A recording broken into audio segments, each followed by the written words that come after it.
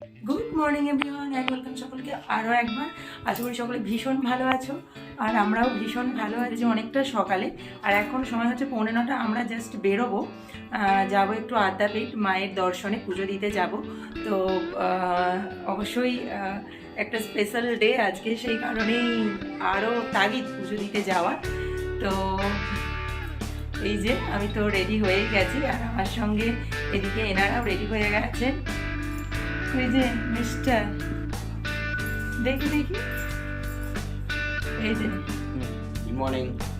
কোথায় মর্নিং বলছে, কোথায়? এই মর্নিং, গুড মর্নিং। টুপি পরে নিয়েছে, ঠান্ডা তো আছে, এত সেজে গুজেও কোনো ফায়দা নেই, সোয়েটার পরতেই হবে, কেন কি বেরোনোর আগে 15টা বাজে, তাও বেশ ঠান্ডা।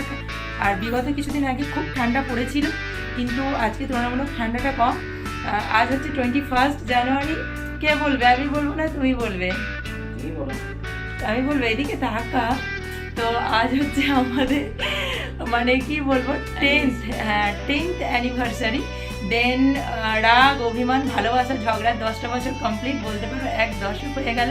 চাইছি সকলের আশীর্বাদ ও অনেক ভালোবাসা, যাতে আমরা ভবিষ্যৎটা খুব সুন্দর করে এরকম ঝগড়া, মারামারি, নাকি ফাইট, রাগ, অভিমান, ভালোবাসায় যেন আরও জীবনের বাকিটা কথা আমরা একসঙ্গে চলতে পারি। তো সকলে আশীর্বাদ করে এবং ভগবানের কাছেও প্রার্থনা করি যে ঠাকুরের আশীর্বাদে যেন আমরা জীবনের বাকিটা পথ একসঙ্গে কাটিয়ে দিতে পারি। আর সকলের ভালোবাসা, আশীর্বাদ তো একান্তই প্রয়োজন আমাদের বাকিটা পথ এগিয়ে নিয়ে যাওয়ার জন্য। আর ব্রতকেও এখানে রেডি করিয়েছি। Mamma say good morning. No good noon না, এখন কটা বাজে? ব্রত সবসময় এরকমই করতে থাকে, ওকে যেটাই বলা হয় ঠিক তার উল্টো করে। আজকে কি বলতো মাম্মা?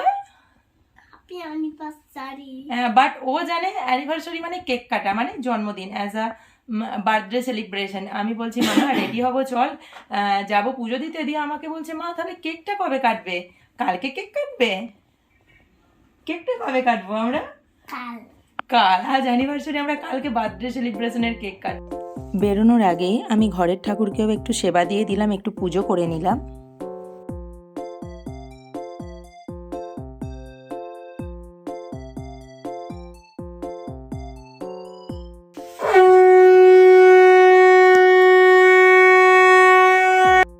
এখন আমরা নিচে চলে এসেছি, আর এই যে দেখো আমাদের গাড়িও চলে এসেছে। তো একে একে আমরা সকলে গাড়িতে উঠে যাচ্ছি।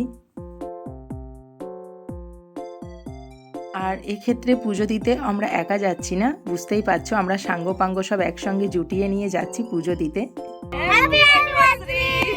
Thank you. আগে থেকেই ঠিক করা ছিল যে আমরা মেট্রোতে যাব বাচ্চাদেরকে নিয়ে একসঙ্গে, খুব মজা হবে। তো আমাদের বাড়ির কাছাকাছি মেট্রো স্টেশন হচ্ছে বেলগাছিয়া। এদিকে মধু,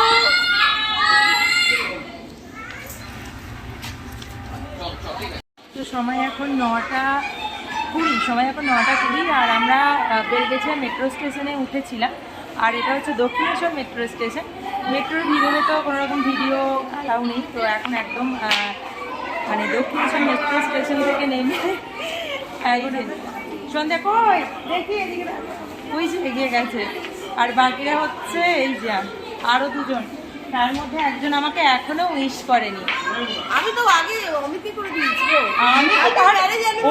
ও অমিতকে উইশ করেছে, আমি ওর মধ্যে পার্ট নই।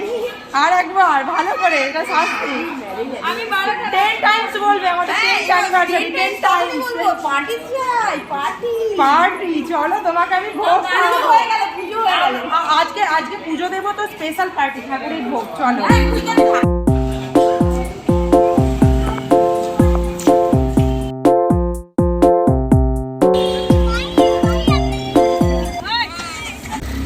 টোটো ধরে আমরা একদম পৌঁছে গেলাম আমাদের আদ্যা মায়ের স্থানে, আদ্যাপীঠ। এখানে হোর্ডিংয়ে লেখা আছে, দেখতেই পাচ্ছ।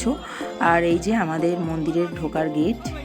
গেটের পাশেই সারি সারি অনেক দোকান আছে, যেখানে মায়ের পুজো দেওয়ার জন্য পুজোর সমস্ত সামগ্রী পাওয়া যায়। আমরাও একটা দোকানে চলে এসেছি এবং পূজার সামগ্রী নিয়ে নিচ্ছি পুজো দেওয়ার জন্য। এখানে না পুজো দেওয়ার সিস্টেমটা একটু অন্যরকম, মানে ডালি মন্দিরে দেওয়া হচ্ছে, নিচে দেওয়া হচ্ছে, পুজো দেওয়া হচ্ছে। তো পুজো দেওয়ার সঙ্গে সঙ্গে একটা কুপন দেওয়া হচ্ছে। এই যে দেখছো এই জায়গাটা গ্রিলের ভাগ দিয়ে এখানে পুজো দেওয়া হচ্ছে। আর এই ডান দিকের জায়গাটায় একটা বড় লাইন, যেখানে ভোগ প্রসাদের জন্য কুপন দেওয়া যায়, কেউ যদি চাঁদা দেয় কিছু, তার জন্য এই লাইনটা। আর এখানে মোটামুটি তোমার আগেরবার এসেছিলাম তখন মানে মেন মন্দিরে যে আদ্যা মা দেখতে পাইনি, তো 10:30টায় ওপেন হয় মন্দির আর 11টার সময় বন্ধ হয়।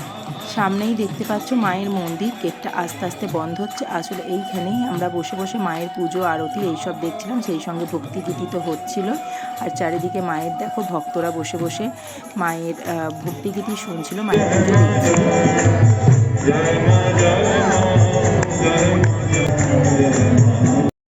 মাকে দর্শন করে মায়ের পুজো দেখার পরে এখানে সকলে মিলে মাকে ধূপ ও বাতি দিয়ে প্রণাম করছিল।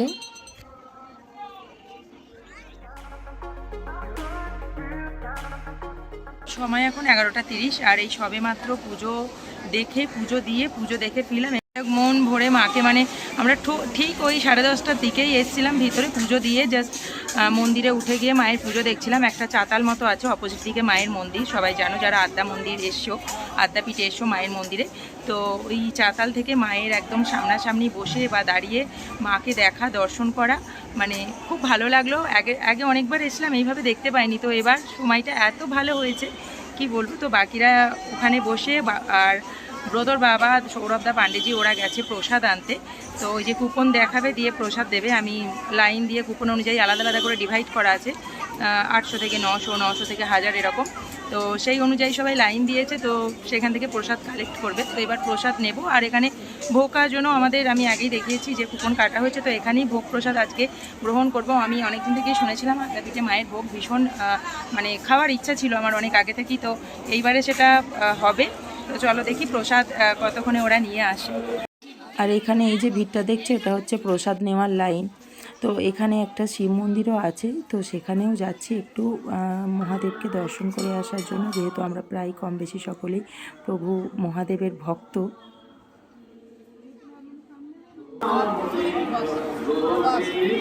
আর আমরা আজকে একটা খুব ভালো দিনে এসেছি, 21শে জানুয়ারি। আজকে হচ্ছে মায়ের প্রতিষ্ঠা দিবস। তো আমরা জানতাম না বিষয়টা, ওখানে গিয়ে বিষয়টা বুঝতে পারি। এখানে দেখো একটা পথযাত্রাও হয়েছে বাচ্চা বাচ্চা মেয়েদেরকে নিয়ে, সেই কারণে আজকে মায়ের ভক্তদের সমাগম অন্যান্য দিনের তুলনায় একটু বেশিই ছিল। এখন আমরা পৌঁছে গেছি ভোজনালয়ে ভোগ প্রসাদ গ্রহণ করার জন্য। এখানে বেঞ্চ বা বসার সিস্টেম দেখছো, এরকম সিস্টেম আমি বেলুর মঠেও দেখেছিলাম, একই ধরনই বা একই রকম প্যাটার্নই কাছাকাছি। ঝড়ের বেগে পাতা দেওয়া থেকে শুরু করে গ্লাস জল প্রত্যেকটা ব্যবস্থাই ছিল ভীষণ সুন্দর। তো এখানে খাবার দেওয়ার সময় যথেষ্ট সাবধানতা অবলম্বন করছিলেন এখানকার মানুষজনেরা, যাতে গরম খাবার কারোর গায়ে না লাগে। আর এর আগেও কিন্তু আমাদের প্লেটে বাসন্তী পোলাও গরম গরম বেগুনি পড়ে গেছিলো। আর সেই সঙ্গে এখানে দেখো ভোগের কোয়ান্টিটি কিন্তু অনেকটা বেশি, দুবার করে দেখাচ্ছিল। সেই সঙ্গে 2 রকম সবজিও ছিল, চাটনি, পায়েস। ভোগের পরিমাণ এতটাই ছিল যে একজন প্রাপ্তবয়স্ক মানুষের সম্পূর্ণভাবে পেট ভর্তি হয়ে যাবে। কোনো জায়গার ভোগই আমার মনে হয় যথেষ্ট সুন্দর ও তৃপ্ত হয় খেতে।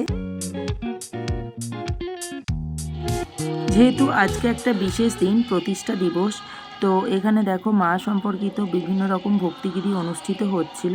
তো এখানে কিছুক্ষণ সময় কাটিয়ে কিছু গান শুনে আমরা এবার বেরিয়ে পড়ছি। তো আজকের দিনটা খুব ভালো লাগলো এরকম একটা বিশেষ দিনে এসে।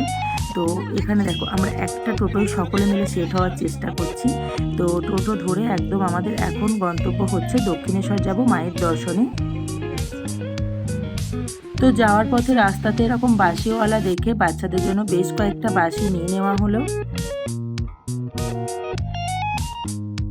মন্দিরের কাছাকাছি এসে শুনি মন্দিরের গেট বন্ধ হয়ে গেছে, কিছু সময় পর আবার ওপেন হবে।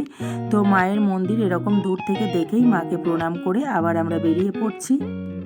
তো দক্ষিণেশ্বর মন্দির বন্ধ ছিল, বন্ধ আছে, একটা থেকে বন্ধ হয়, 3:30টায় ওপেন হয়। তো আমরা একটা থেকে এসেছিলাম। দক্ষিণেশ্বর সামনের গেট না, পিছনের দিকে পার্কিং লটে যে গেটটা আছে ওটা দিয়ে গিয়েছিলাম, কিন্তু ভিতরে যেতে পারিনি। সামনেই মন্দিরটা পিছন থেকে দেখতে পেয়েছি, তো এটুকু দেখেই আমরা এখন বেরিয়ে যাচ্ছি বাড়ির দিকে। যাওয়ার পথে রাস্তায় এরকম পেয়ারা দেখে হঠাৎ করে সকলের পেয়ারা খাওয়ার ইচ্ছা হলো। তো পেয়ারা খেতে খেতে আমরা এবার বাড়ির দিকে বেরিয়ে পড়লাম। কিরে কেমন ঘুরলি? সময় এখন 4টে, এই জাস্ট মাত্র ঘরে পৌঁছালাম। মোটামুটি ওখান থেকে বেরিয়েছিলাম 2টোর পর আড়াইটা হয়তো হয়ে গেছে। তো বাড়ি পৌঁছতে পৌঁছতে মোটামুটি 4টে। তো এখন সেই সকাল থেকে বেরোনো হয়েছে। সবাই ভীষণ টায়ার্ড, বাচ্চাগুলোকেও নিয়ে গেছিলাম। সেই কারণে আর যেহেতু মানে মন্দির তো দক্ষিণেশ্বর মন্দির তো আবার 3:30টায় ওপেন হতো, তো যেহেতু বাচ্চারা সকাল থেকে বেরিয়েছিল ওরা আর পাচ্ছিল না বলে আমরা চলে এলাম, 2:30টার সময়ই ব্যাক করে চলে এলাম, যাতে ওরা ঘরে এসে একটু রেস্ট নিতে। আর ব্রত এখানে কনস্ট্যান্ট টিভি দেখে যাচ্ছে এসে থেকে। এই যে কি যে গাড়িটা তো ভিডিও দেখে কি জানি বস। এভরিওয়ান, সময় এখন 8টা, একটু আগে মানে চাটা কফি টফি সব খাওয়া হলো। তো এখন আবার রেডি হয়ে গেছি, কেন কি আজকের যেহেতু স্পেশাল ডে সেই কারণে ঘরে তো অন্যরকম খাবার বানাবো না। প্রথমে ভেবেছিলাম পারছি না, খাবার কিছু অর্ডার দিয়ে নেবো, তারপর মনে হলো যে না একটু বাইরে থেকেই ঘুরে আসি, আর ডিনারটা বাইরেই করে আসি, একটু ঘোরাও হবে আর ডিনারটাও হয়ে যাবে। ব্রত নিউ হেলমেট আমার কই? এটা কি হেলমেট বলে দাও? এটা কি হেলমেট এটা ব্রত? Captain captain captain America. Yes, like করে দাও একটা।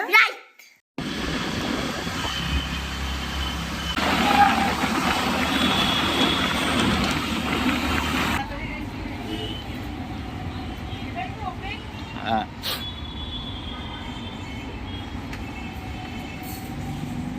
রেস্টুরেন্টে ঢুকেই যা হয়, একদম মেনু বুকের উপর ঝাঁপিয়ে পড়ি, ভাবি কি খাবো না খাবো, যেমন এমনভাবে দেখি যেন অনেকগুলো ডিশ অর্ডার করব।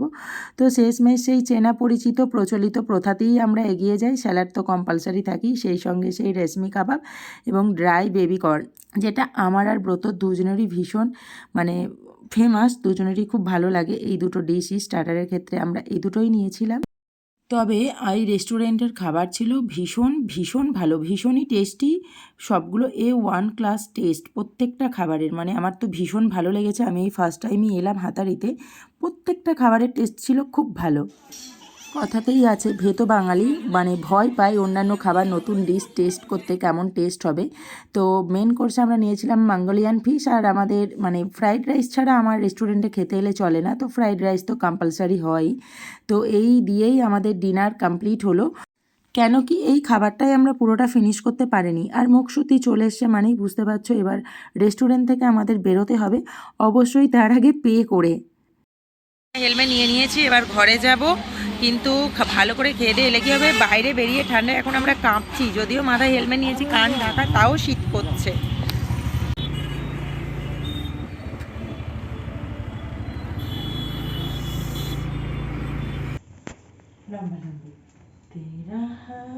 নর্মালি যেটা হয়, আমরা নিজেদের জন্য কখনোই নিজেরা কেক কিনে আনি না বেসিক্যালি, যেহেতু এটা অ্যানিভার্সারি কেক ছিল, তো আমরা নিজেরা কখনো কিনে আনিনি, এটা মানে হয়নি কখনো।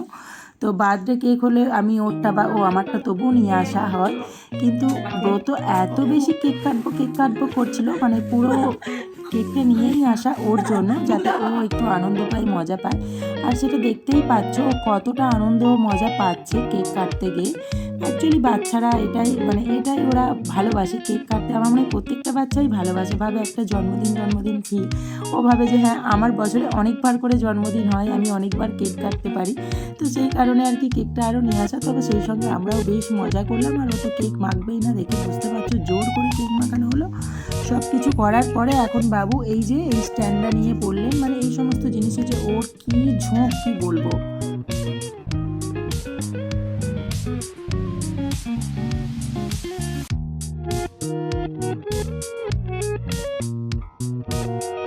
কি হয় জানো, 1 নয়, এটা দিয়ে কি হয় জানো, এটা দিয়ে অ্যাডিশন এন্ড সাবট্রাকশন করতে পারবে তুমি। অ্যাডিশন তো শিখেছো, এবার সাবট্রাকশনও শিখবে, বুঝেছো? কই দেখি আমাদেরকে দেখা, ইউ লাইক ইট? কই দেখি কেমন? Yes. Good night, tata. Good night, bye. Tata. Tata, যাও, গুড নাইট, ঘুমিয়ে পড়ো গা। ওদিকে চলে গেল। তো বাড়ি এসেছি, বেশ কিছুক্ষণ হয়ে গেল, এখন সময় 11:30। বাবু ঘুমাতে গেল আর আমরা এবার ঘুমাতে যাব। তো আজকের এই ব্লগটা এখানেই এন্ড করছি, দিনটা খুব ভালোভাবে কাটলো। তো চলো আজকের এই ব্লগটা এখানেই এন্ড করছি, তো দেখাবে আবার নেক্সট কোনো ব্লগে। আজকের জন্য tata, bye bye and good night.